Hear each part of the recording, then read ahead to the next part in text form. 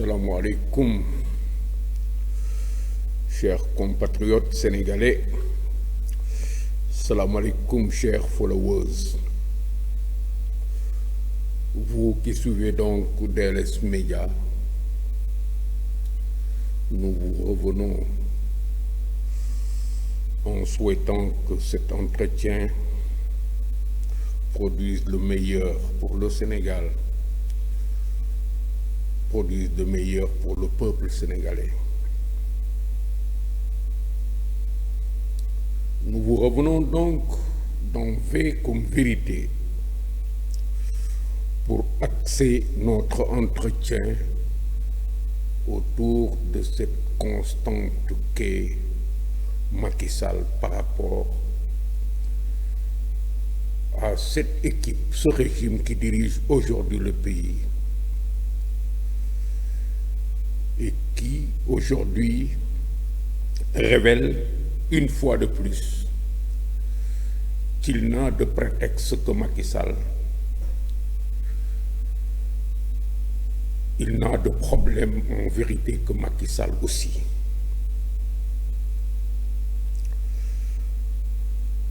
Comme disait l'autre que j'ai entendu dernièrement dans un commentaire dire, le problème de Pastef, c'est Ousmane Sonko. Le problème de Diomaye, c'est Ousmane Sonko. Le problème de ces gens qui nous dirigent aujourd'hui, c'est donc Macky Sall. Et c'est cela qui nous amène à traiter de ce sujet. Macky traduit devant la haute cour de justice pour haute trahison. Macky Sall devant la haute cour de justice, telle est la nouvelle qui court depuis à travers les réseaux sociaux depuis cet après-midi, 15 avril 2025 donc. Il vient de nous tomber dessus que le pouvoir a décidé de poursuivre Macky Sall devant la haute cour de justice. Je dis bien le pouvoir parce que c'est quelqu'un de leur rang qui est à l'origine de cela. Faut-il en rire ou faut-il en pleurer? Certains en riront parce qu'ils croient que ça leur fait réaliser quelque chose qu'ils attendent de pouvoir faire depuis très longtemps. Certains seront étonnés par cette information, mais à mon avis, personne n'en pleurera, même pas ses partisans. Je veux parler des partisans du président Macky Sall, de ceux-là qui suivent sa trajectoire donc depuis qu'il est là. Tout ce qu'on peut dire, c'est que ils y sont arrivés enfin, après avoir fait 1000 détours. Ils y sont arrivés et cela n'a pas surpris les esprits avisés, ceux qui les suivent, c'est-à-dire depuis la naissance de Pastef en particulier. Oui, ils y sont arrivés. On peut le dire parce que depuis très longtemps, ils jonglent dans toutes les directions avec des discours allant dans ce sens. Il est responsable de ceci et de cela. C'est un traître, c'est un voleur, on va le poursuivre. Comme ça, le peuple sera content. En effet, ceux qui les suivent depuis très longtemps savent que dès le départ, pour se faire connaître et donc exister en tant qu'opposant, leur stratégie n'a pas été autre chose que de cibler le président Macky Sall en l'accusant pour le compromettre, pour tacher son image, pour le salir donc, en disant de lui qu'il est incompétent et c'est un voleur, en disant la même chose de sa famille, de ses amis, de ses collaborateurs, en parlant de dynastie Faye Sall et en parlant d'autres choses allant dans ce sens. Attaquer sa gestion donc, parler de ses collaborateurs et dire qu'ils sont responsables de la misère du peuple sénégalais. C'est cela qu'ils ont fait quand ils étaient dans l'opposition, avec comme chef d'orchestre l'actuel Premier ministre Ousmane Sonko, qui a inventé toutes sortes d'histoires, qui a accusé, au-delà du président Macky Sall, Mamour Diallo, qui a inventé, brodé toute une histoire autour d'une affaire de 94 milliards, qui en a dit alors, qui en a beaucoup dit, rien que dans le but de créer des histoires pour se faire connaître, de se mettre en devant-scène comme étant un opposant farouche qui ne pardonne rien au pouvoir en place. Ils ont joué sur ces cordes pendant longtemps, pendant 10 ans. Et on peut dire aujourd'hui que cela leur a réussi, bien que leur projet au départ ait été un projet insurrectionnel. Ça leur a réussi parce que ça a porté les Sénégalais à croire qu'ils étaient la solution de tous les problèmes auxquels ils étaient confrontés. Ils étaient confrontés, ce peuple. Mais voilà qu'arrivés au pouvoir, on les voit qui poursuivent de l'attaquer pour justifier leur incapacité à conduire les affaires du pays. Effectivement, c'est ce qui s'est passé. On s'acharne sur quelqu'un, on l'attaque, on le traite de tous les noms de diable et on arrive au pouvoir pour ne pas arrêter de l'attaquer. Parce que simplement, on est incapable de conduire les affaires de son propre pays. Ce pays pour lequel il travaillait au moment où vous étiez opposants, des opposants qui ont choisi comme stratégie, comme offre alternative, ce que vous avez eu à faire. Demandez au peuple de vous élire et lui proposer comme offre le rêve. Le rêve parce qu'arrivé au pouvoir, il s'est révélé très vite que vous n'étiez pas capable de répondre à ses attentes. Et voilà, parce qu'ils se sont embourbés donc dans des actes de népotisme et de partisanerie. Ils n'ont rien pu faire pour ce pays dès le départ. Ils n'ont rien pu faire parce qu'ils ne pensaient qu'à eux-mêmes, en plus du fait d'être incompétents, parce qu'ils n'avaient comme projet que de se partager le pouvoir après s'y être installés. Et on les a vus, chacun demandant à être nommé à tel poste ou attendant à y être nommé. Je disais souvent que certains de leurs cadres savaient très bien à quel poste ils allaient atterrir parce que c'est leur part du magot, c'est leur part du butin et ils l'avaient ciblé depuis très longtemps. D'autres savaient juste qu'ils ne pouvaient pas manquer d'être récompensés parce qu'ils étaient au centre du projet. Mais voilà tout ce qu'était Pastef, ce Pastef de l'opposition. Voilà tout ce qu'il avait dans sa besace, parce qu'il n'avait de rêve que de parvenir à s'accaparer du pouvoir politique ici au Sénégal. Et c'est cela la vérité, il n'y en a pas d'autre. Ils n'avaient pas de projet. Ils n'ont jamais eu de projet. De projet, c'est-à-dire une vision et des idées pour transformer ce pays, comme ils ont dit. Nous allons le transformer. Si vous nous élisez, nous n'avons besoin que de 2 mois pour le transformer, ce pays.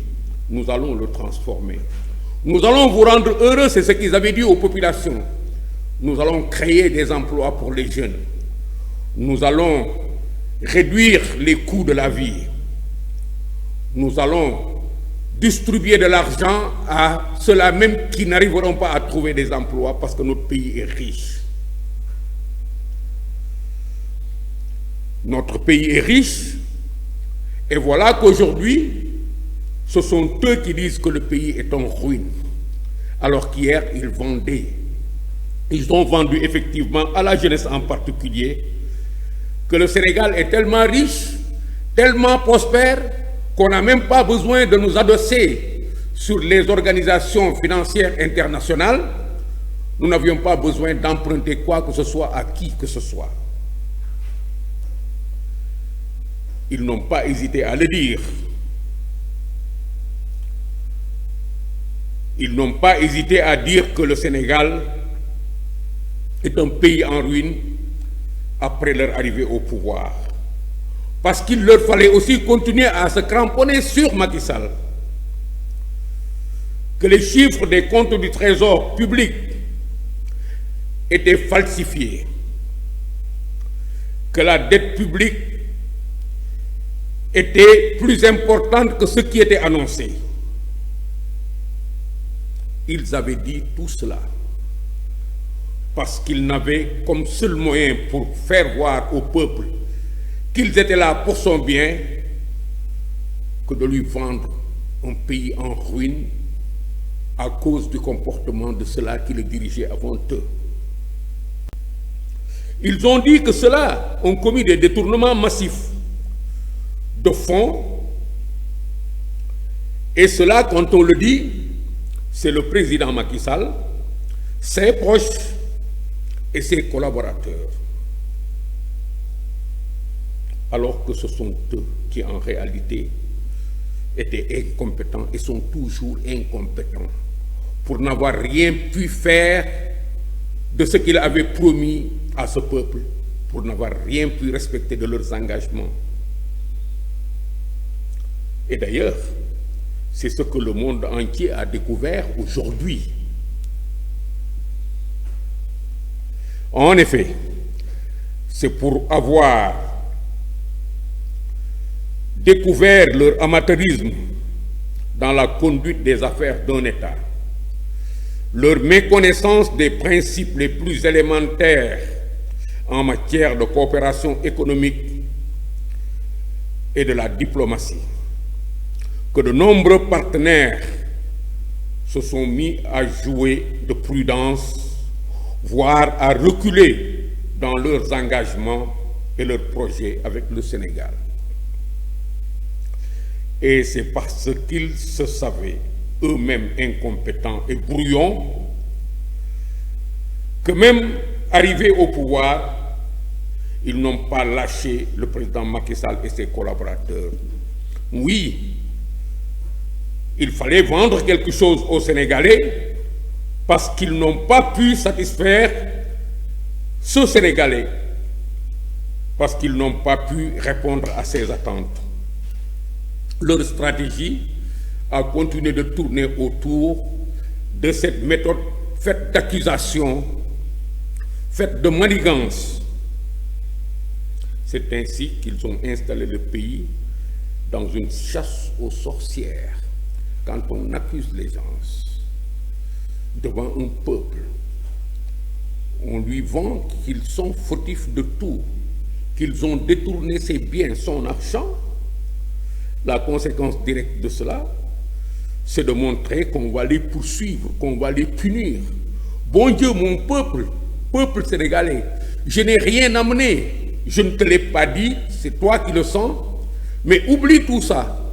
Oublie que je n'ai rien amené, vois comment je suis en train de traiter ceux qui ont détourné tes biens, ceux qui n'ont rien fait pour que la situation soit celle-là aujourd'hui. Et il pointait ainsi du doigt, principalement le président Macky Sall, avec des menaces de poursuite, au grand étonnement du monde entier, parce que de tels comportements ne courent pas les rues. Ce n'est pas dans tous les pays, partout, quand un président s'en va, que ses successeurs s'acharnent sur lui pour démontrer à la face du monde que c'est un brigand, c'est un détourneur d'argent.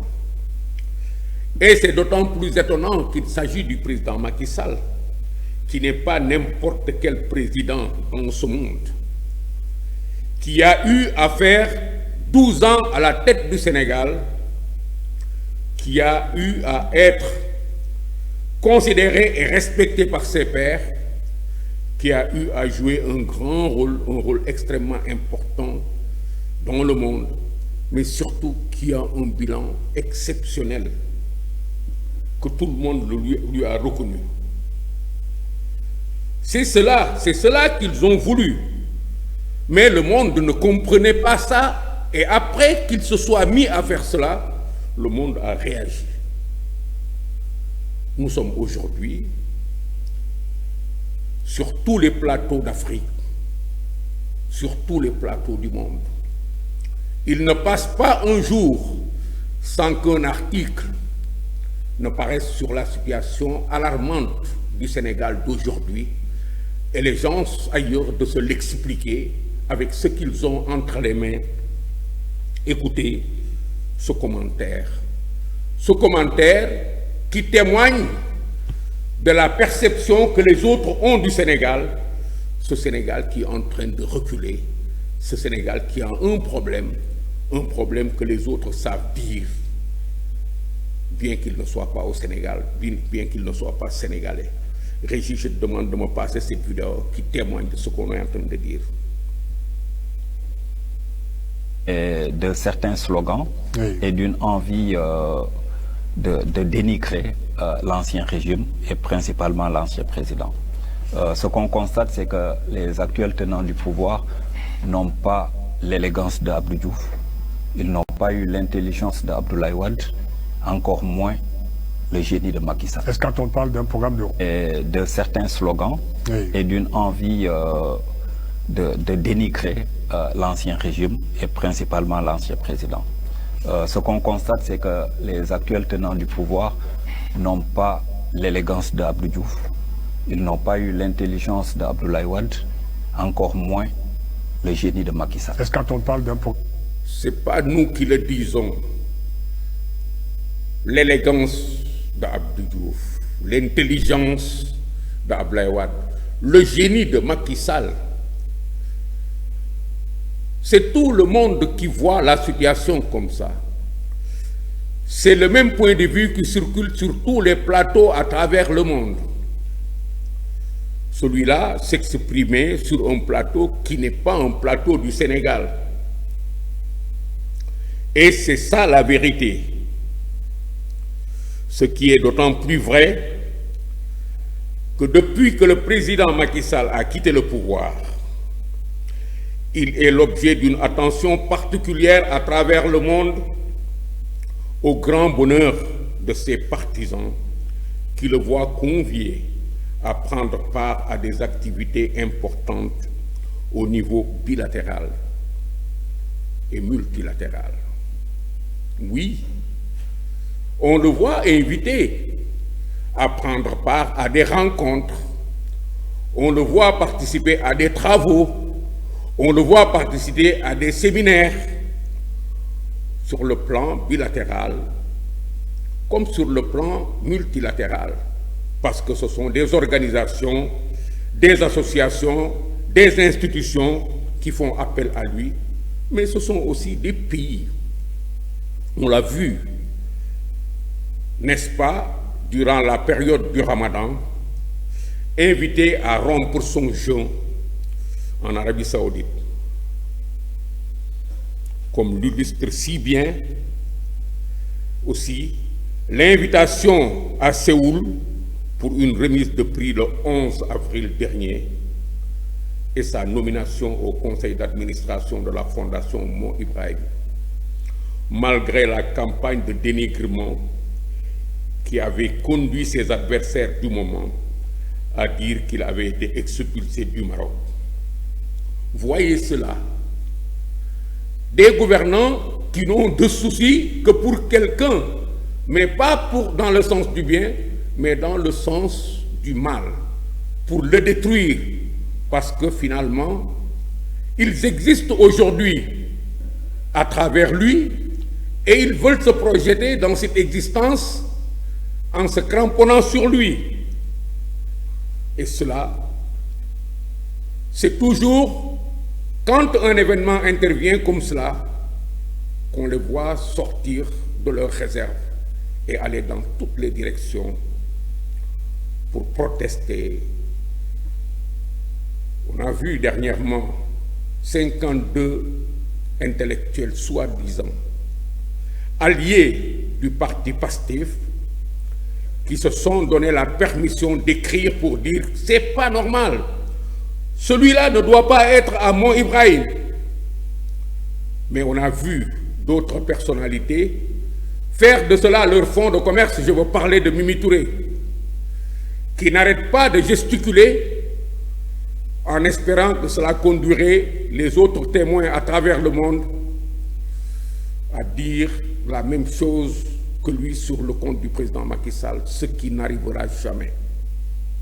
Et pour preuve, regardez cette vidéo d'ailleurs qui rappelle toute la trajectoire du président Macky Sall depuis qu'il a quitté le pouvoir. Regardez, suivez, ça n'était pas au Sénégal, c'était ailleurs qu'il était invité. Écoutez, c'est lui qui prend la parole. Régie, tu veux bien passer cette vidéo? Shukran. Bismillahirrahmanirrahim. Cheikh Abdel Malek, président du Conseil d'État du Sultanat d'Oman, Madame la ministre de l'Éducation du Sultanat d'Oman, distingués invités, permettez-moi avant tout de saluer Sa Majesté Sultan Haitham bin Tarir, le grand sultan d'Oman, saluer les autorités ici présentes et saluer mon cher ami Dr Salem Al-Malik, directeur général de l'UCESCO, Excellences, Mesdames et Messieurs les ambassadeurs, chefs de délégation, distingués représentants des organisations internationales, de la société civile, Mesdames et Messieurs, j'aimerais d'abord saluer et remercier les autorités omanaises pour l'accueil chaleureux qui nous a été réservé dans la pure tradition d'hospitalité du sultanat d'Oman, vieille terre de culture et de civilisation. Comme le disait le médecin américain Paul Harrison, qui a séjourné dans votre beau pays entre 1928 et 1938, il disait, je cite, « Oman ardu tasamu wal karam ». Oman est une terre de tolérance et de générosité. Merci pour avoir accueilli cette conférence sur l'éducation des pays musulmans. Quand vous m'avez convié, Dr Salem Al-Malik, à cette conférence il y a quelques mois, j'ai tout de suite accepté. parce que nous partageons la même vision et la même passion pour l'éducation, la formation et le dialogue des cultures et des civilisations. L'islam, notre religion commune, a toujours exhorté à la quête du savoir, aussi bien dans le Saint-Coran que dans la Sunna et les hadiths. Ainsi, dans un hadith rapporté par Abu ad-Darda al-Ansari et qui fait autorité, le prophète Mohammed sallallahu alayhi wa sallam a dit: les savants sont les héritiers des prophètes. Les prophètes ne lèguent aucun dinar ni dirham. Par contre, ils lèguent la science. Celui qui s'en emparera, celui qui s'emparera d'elle se pourvoira d'un privilège grandissant. Fin de citation. Voyez-vous, merci. C'est malgré ça, malgré tous ces témoignages, malgré tout ce parcours, je dirais, parce que cet événement a eu lieu en 2024, malgré cette attention que le monde entier porte sur lui,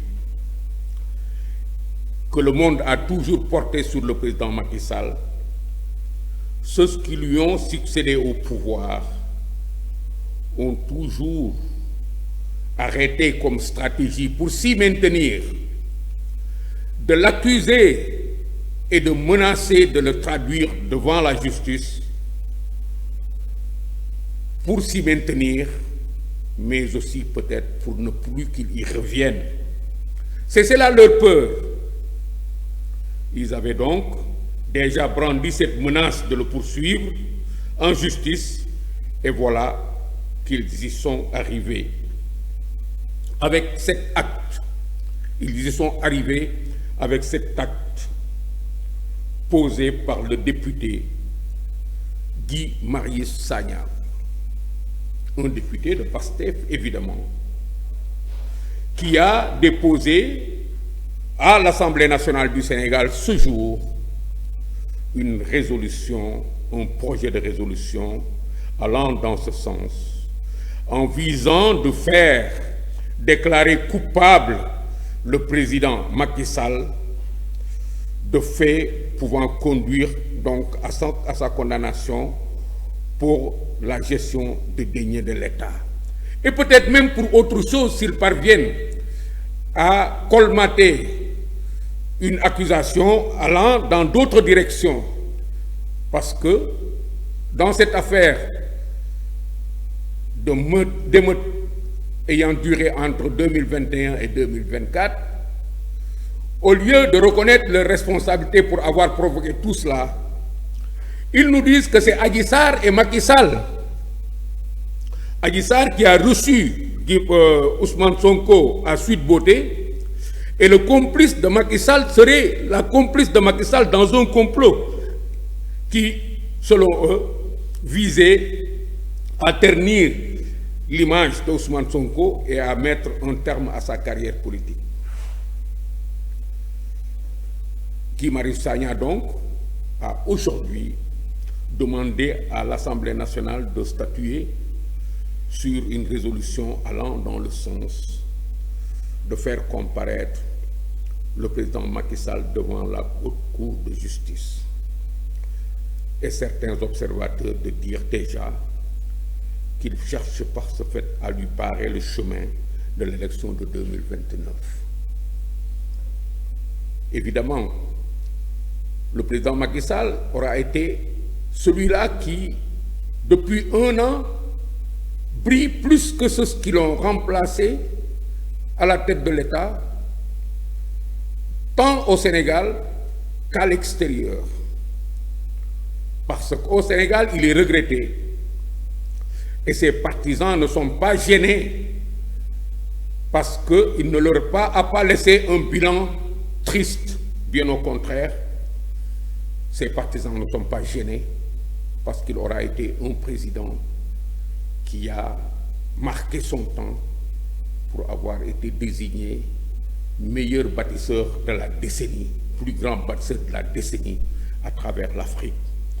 Ce ne sont pas eux qui le disent, mais pour avoir réalisé ce qui aujourd'hui fait que le Sénégal est cité en exemple dans beaucoup de domaines à travers l'Afrique et à travers le monde. Pendant qu'ils disent cela, pendant qu'ils disent qu'ils font le faire comparaître devant la haute cour de justice, donc, ces partisans ne cillent pas. Ce que nous pouvons leur dire, eux, qui ont choisi cette voie pour continuer à ternir l'image du Sénégal, parce que eux, justement, ne peuvent rien faire dans le sens de répondre aux attentes des populations, parce que eux sont incapables de produire au profit du Sénégal une image brillante. Ils choisissent aujourd'hui donc de ternir cette image en se cramponnant au basque de l'ancien président. C'est cela véritablement qui nous pousse à dire qu'ils devraient penser à autre chose.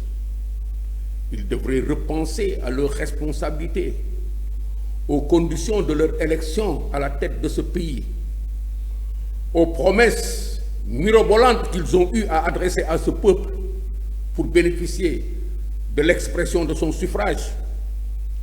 Ils devraient se remettre à penser à tout cela. Parce que la sanction pourrait ne pas venir en 2029.